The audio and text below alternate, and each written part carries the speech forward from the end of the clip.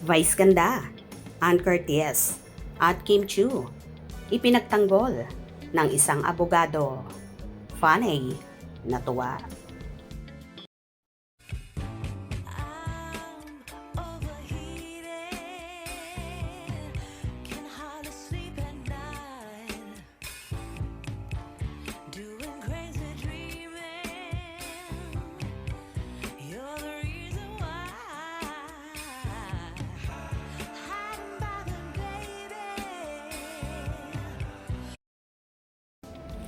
Todo, suporta ang ibinigay ng madlang people, pati na ang isang abogadong influencer, kina Vice Ganda at iba pa. Dahil nga sa kanilang pagbabahagi ng kanilang mga reaction patungkol sa mga napapanahong issue sa Pilipinas. Habang tuloy pa rin sila sa pagpapasaya at pagpapatawa sa madla, at marami na rin ang nagre-react. Isa si Attorney Reyes Del Rosario sa mga nagtanggol kina Vice Ganda, Ann Curtis, Kim Chiu, at iba pang It's Showtime host mula sa mga bashers. May mga ilan kasing nambabash sa mga ito dahil sa pagbibigay nila ng kanilang opinyon sa noontime show tungkol sa nangyayari ngayon sa gobyerno.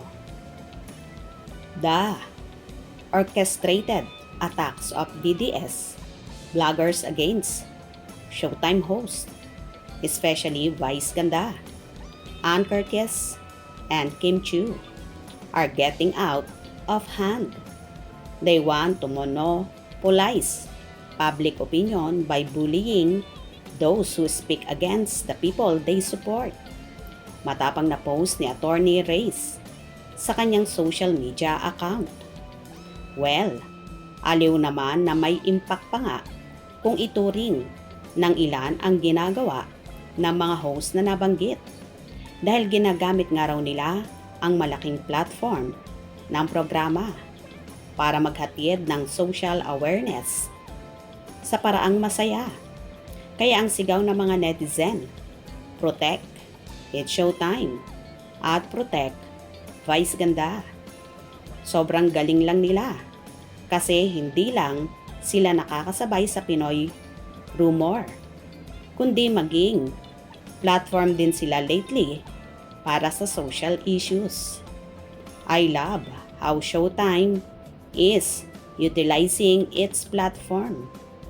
Well, patuloy pa rin naman na umaapaw sa tawa at happy vibes pa rin ang atake tuwing tanghali ni Vice Ganda, Ann Curtis, Kim Chiu, Vong Navarro, at iba pa.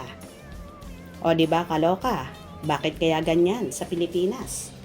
Once na hindi nila magustuhan ang mga sinasabi ng mga co-host, ay panay na panay ang pambubuli nila at pangbabasya mga ito. May kanya-kanya tayong opinyon, kaya dapat irespeto natin ang opinyon ng iba. Hope you enjoyed. Please subscribe for more info.